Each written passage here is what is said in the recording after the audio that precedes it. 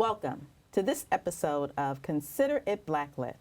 I am Kim, your host, and for those of you tuning in for the first time, Consider It Blacklit highlights films, television programs, and stage plays that feature African Americans both up front and behind the scenes. We also discuss social issues as it relates to some of these programs and how they may or may not impact our communities. So thank you for tuning in, and we hope you continue to tune in each week. Today, it is my pleasure to highlight a documentary on the African American culture of gospel music, Say Amen Somebody. Let's take a look at the trailer. Down through the ages, gospel, what? What did they say it was? You mean to tell me you don't know that? Good news? Jesus dropped the tide. Jesus dropped the tide. Now sing, the grace and faith. Listen. It's a feeling within. You can't help yourself. I feel like I can fly away.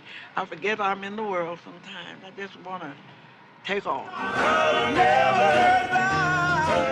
Can the message in the song. Yes, indeed. Lord have mercy. And you haven't been the same since. That's right. Have mercy. I know someone who has everything, and he is my everything, and I'm happy just to know that I'm his child. Oh, and at night, you know my way gets stripped.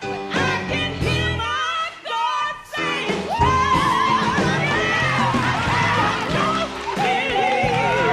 he brought me this far to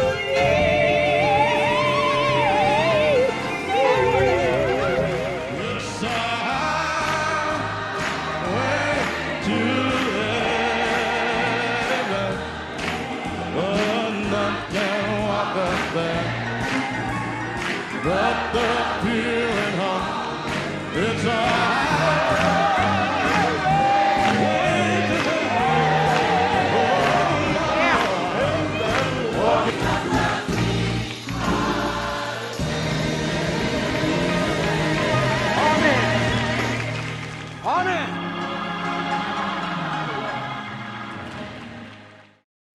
Today, to discuss the film, it is my pleasure to have Moikgantsi Kgama and George Nierenberg. Welcome, guys. Thank you. Thank you so much for having me. Pleasure to be here. It's so good to have you here. So before we start talking about this film specifically, I'd like people to learn about my guests. So why don't you tell our audience about yourselves? We'll start with Kansi. Well, my name is Kansi. No. I'm the founder of ImageNation Foundation. We're a media arts organization dedicated to using film and music to depict the global Black experience.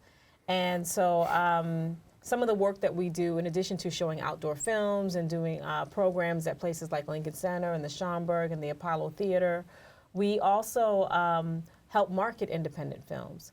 And so we do grassroots marketing. And so one of our recent projects is Say Amen Somebody, which is an incredible film by George Nierenberg. And so we've been working with the distributor Milestone Films for the last couple of months to get the word out and help spread the good word about Say Amen Somebody. And we also are opening a cinema cafe in Harlem. It'll be called the Soul Cinema Cafe. And this film, Say Amen Somebody, which just wrapped up a three-week run at Lincoln Center, will be moving on to the Soul Cinema Cafe. Yeah. So George, tell us about yourself. Well, I'm a documentary filmmaker. I've been making films since I was a teenager, really. And I happen to, my biggest successes happen to be films about African American culture.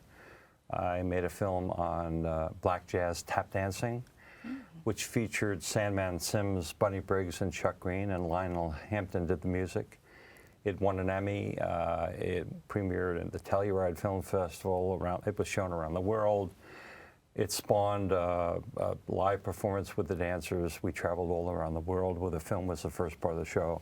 And then the dancers came out and performed. Then it actually served to revive tap dancing, which was a dying art form at the time. And it was re-released by Milestone Films a year ago and played at the Quad for about a month. And then around the country.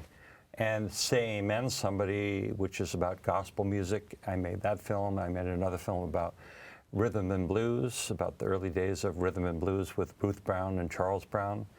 And so I'm best known for the films that I did about African American culture, but I've also worked in television and done other things over the years, and lots of things. But for this purpose, I wanted to sort of highlight that aspect of my career. Oh, that's great.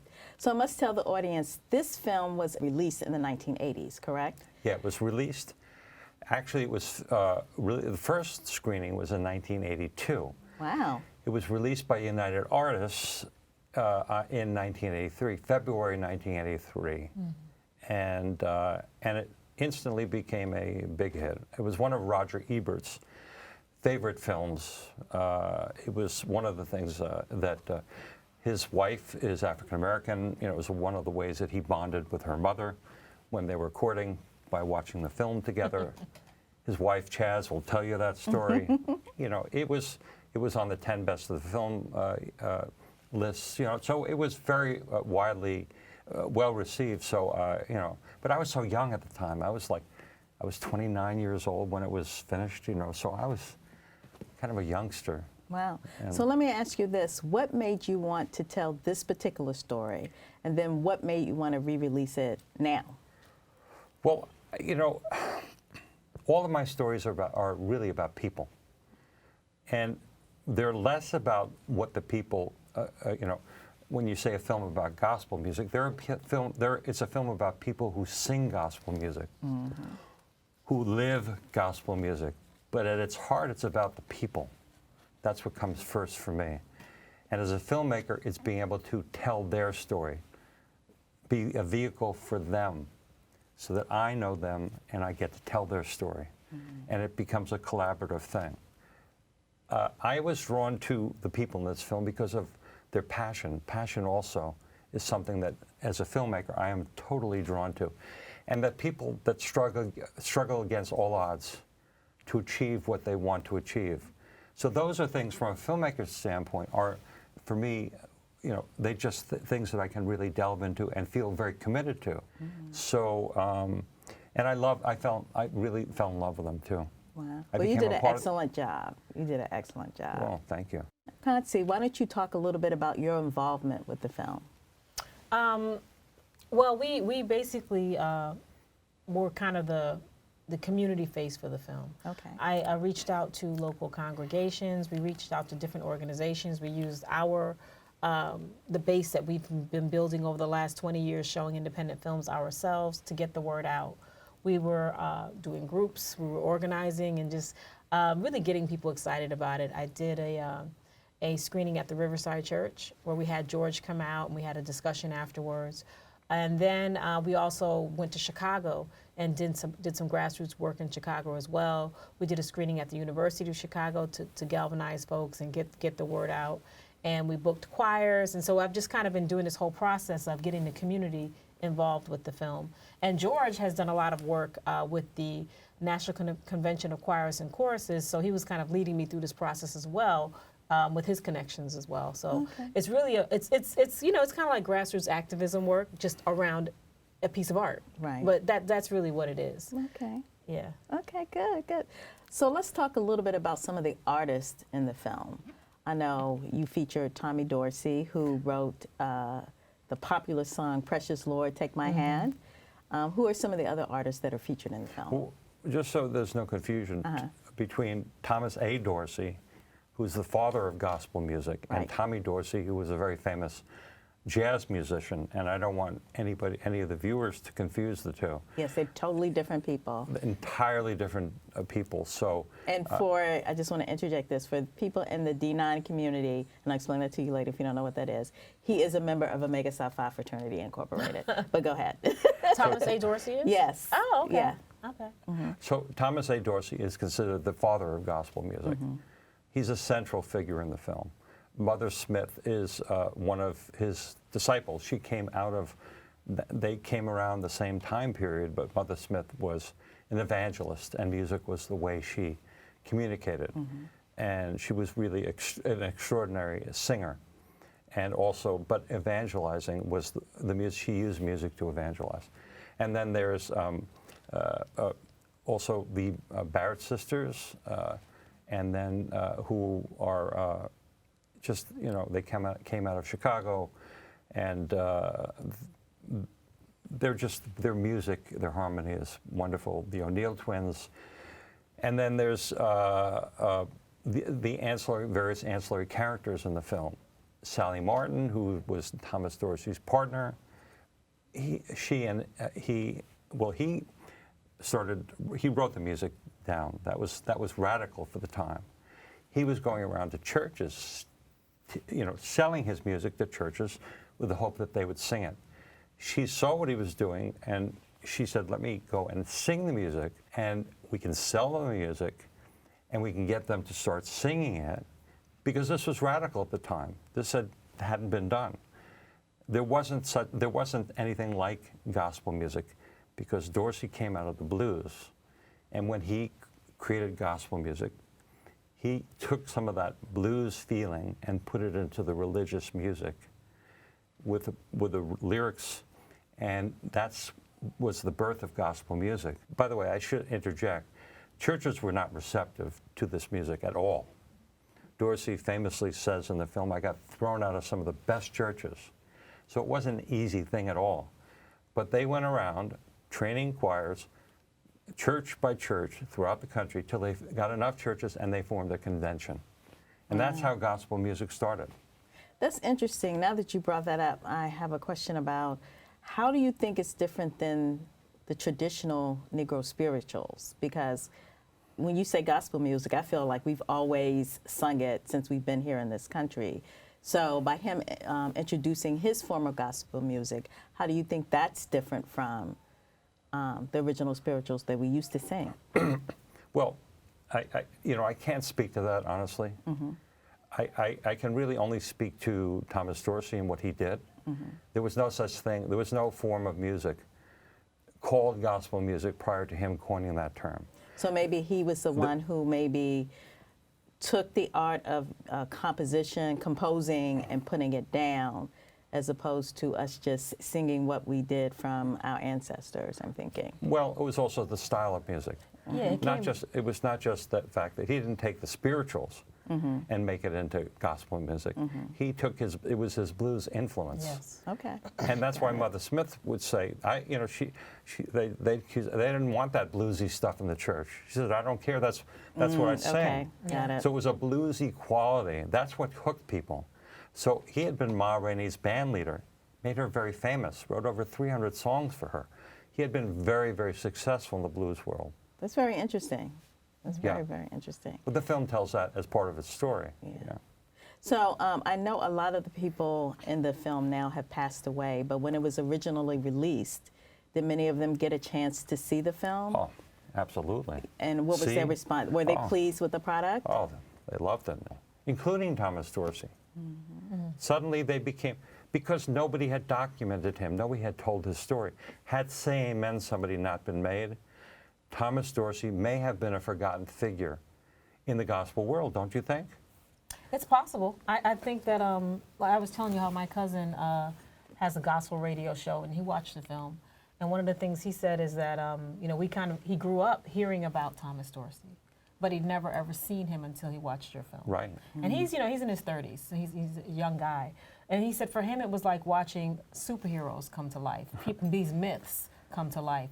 So I think that what the film does for a whole nother generation is make that history tangible and make it real. And so even if it's something we continue to hear kind of as folklore, this film makes it a reality for a whole nother generation of viewers. Makes it visual so they can see it, makes it tangible. Yes, he said to see Thomas Dorsey actually walking and talking and breathing was extremely exciting for him because all he'd done was hear about him. And you're seeing him perform. You're seeing him sing the music, and you're seeing him actually conduct not just his own little choir in the Pilgrim Baptist Church where it all started, but at the National Convention of Gospel Choirs and Choruses. We captured his last appearance there, where he comes down the aisle and he conducts the entire convention, all dressed in white, singing Precious Lord, Take My Hand. So talk a little bit about the re-release. From what I understand, it's been upgraded to 4K. What was the process to make that happen? Like, how Well- did it come about that somebody said, oh, you know what, I just want to re-release this? Well, no, Milestone Films, Dennis Doris and Amy Heller are champions of films like this. They approached me and they said they would like to re-release my films. And they did that with No Maps, My Taps, and they also wanted to do it with Say Amen, somebody. They really believed in the film, and they believed in the timelessness of them. And that's really critical because they are timeless. People respond to them today the same way they did when they were released back in 1982.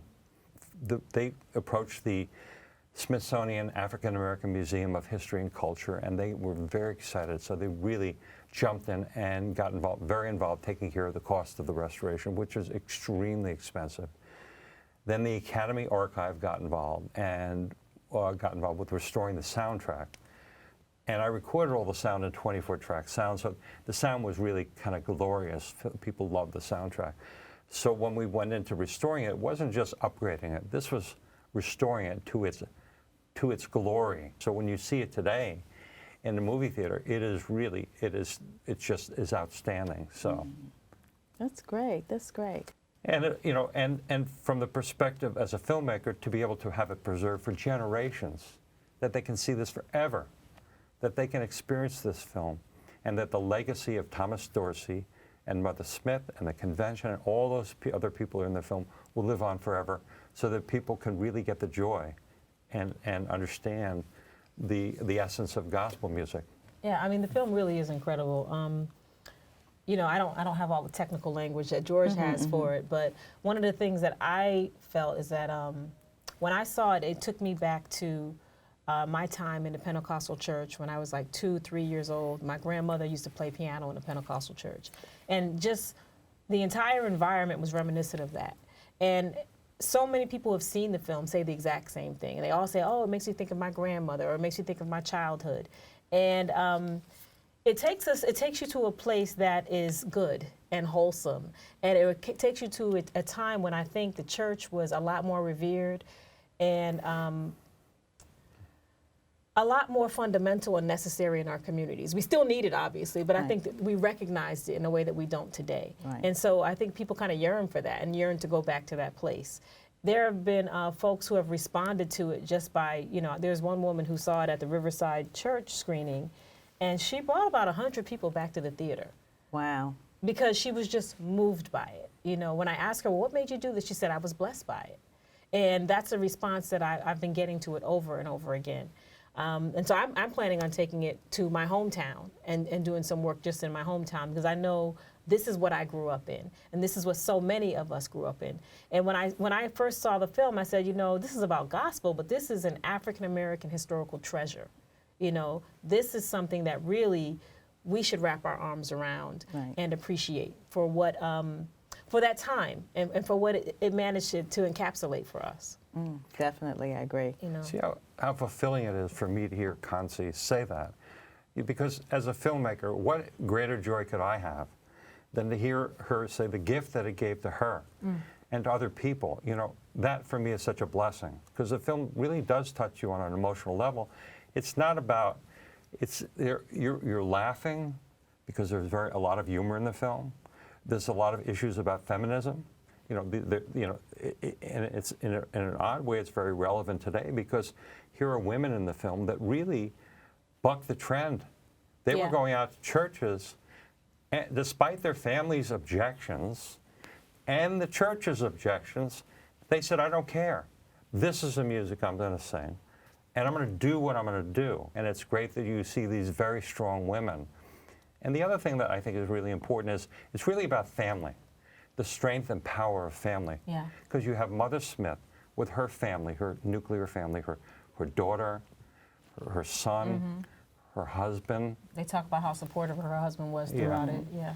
And that's it's a central element, and Mother Smith's grandson. They're all a central element. You have the Barrett sisters, 3 sisters. You have the O'Neill twins, and then you have Thomas Dorsey, who's overall family. He presides over the big family, the convention. Let's talk a little bit about Thomas Dorsey and his publishing company. I was reading somewhere where because of him writing this music, he started the first Black gospel publishing company. Is that addressed at all in the film? No, that's interesting. But I think it's interesting that you learned that because this film exists. Exactly. You know, it kind of will encourage people to kind of dig deeper and to learn more about gospel music. We are actually, ImageNation is trying to organize screenings in South Africa, because one of the things that's important to me is that as this music form has gone worldwide, I mean, South Africa is very much into gospel music, has a huge scene. I think it's important that people understand the origins of it.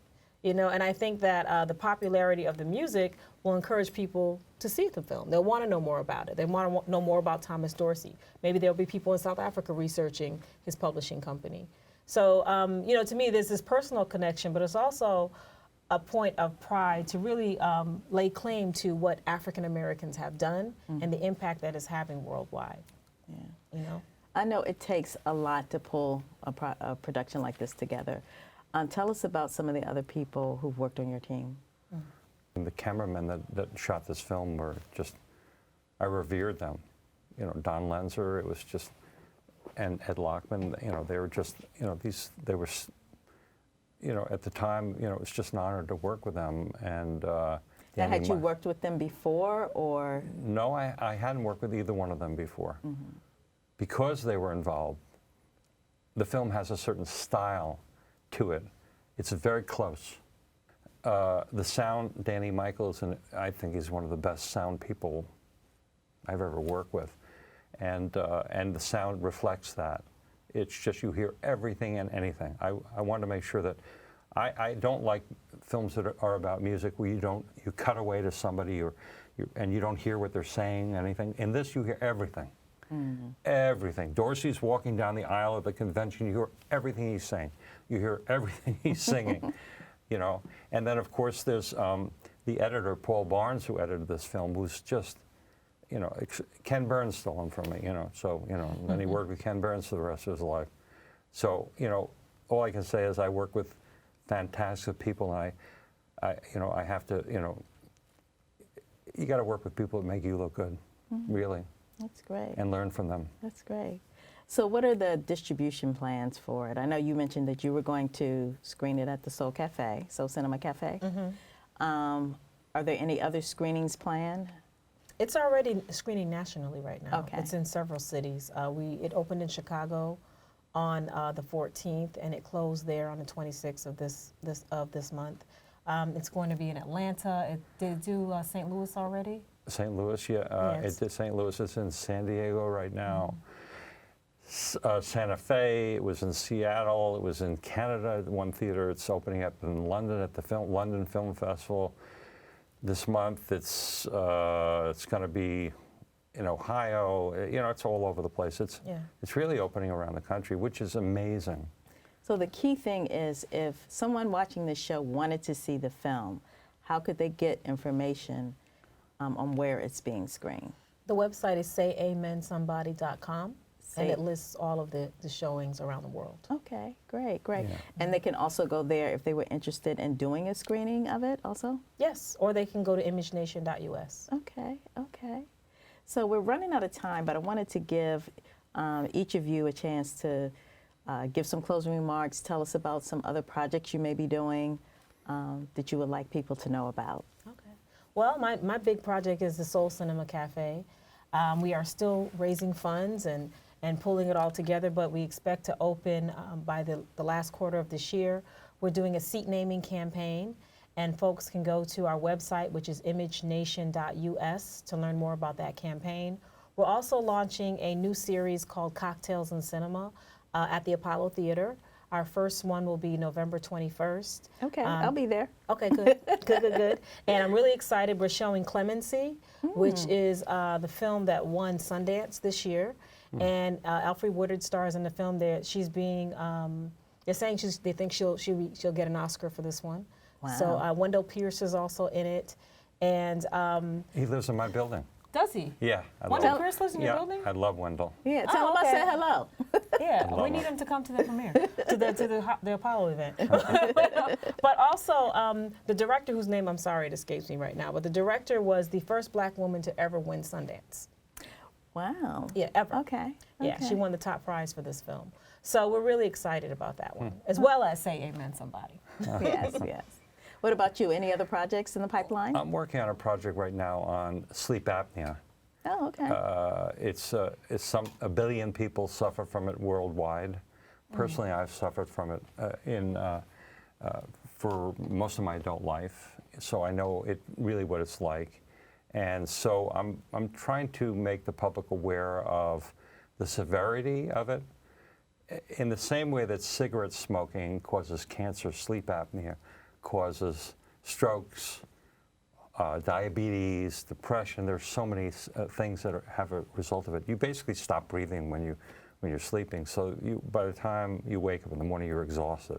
And it's the cause of some major train crashes, truck crashes, and things like that. There are societal issues. There are family issues, personal health issues. And so I'm really looking for, right now, I'm looking for snorers. If anybody's watching this show and it's a serious, I'm raising my hand. snorer, I'm looking to cast a great snorer, some great snorers in my film. I'm a great snorer, so I've been told. Well, I'm looking for really, really fantastic snorers. So if you're looking to be in one of my new films, and you're a real severe snorer, contact me. We're at Okay. GeorgeNierenberg.com. Well, no, you'd go to, the best way to reach me is gtncreative.com. Okay. gtncreative.com. Okay. And then you'll have contact information. I wish I had snorers.com, but I haven't registered that yet. Okay, you heard it from George. If you snore, you could be a star in his documentary. Oh my goodness, what a way. Oh my But anyway, that is our time for today. We're going to put up on the screen again how you get in contact with Kansi or George about their projects. And until next week, consider yourself Blacklit. Thank you.